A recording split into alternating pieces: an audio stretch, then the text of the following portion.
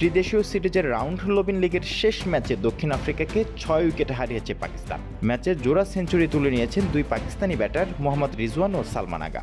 শুধু ম্যাচ জয়ই নয়, পাকিস্তানের ওয়ানডে ইতিহাসে চতুর্থ উইকেটে সর্বোচ্চ জুটির রেকর্ড গড়েছেন এই দুই ব্যাটার। তারা দুজন মিলে গড়েছেন 260 রানের পার্টনারশিপ, ভেঙে দিয়েছেন মোহাম্মদ ইউসুফ ও শোয়েব মালিকের 206 রানের জুটি।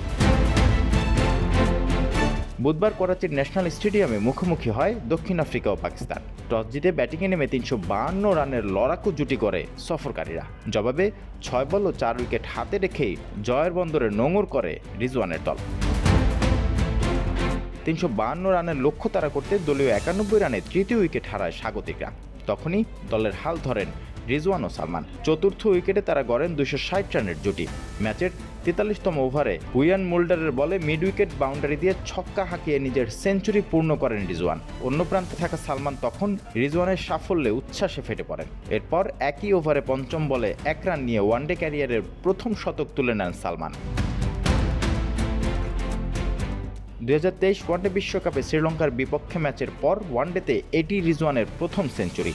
অন্যদিকে 31তম ওয়ানডে খেলতে নেমে প্রথম শতকের স্বাদ পেলেন সালমান। এর আগে ম্যাথিউ ব্রিটসকে, টেম্বা বাভুমা ও ক্লাসেনের ব্যাটে ভর করে 5 উইকেট হারিয়ে 352 রান তুলে প্রোটিয়ারা। তাদের নিজেদের ব্যাট থেকে আসে যথাক্রমে 83, 82 ও 87 রান।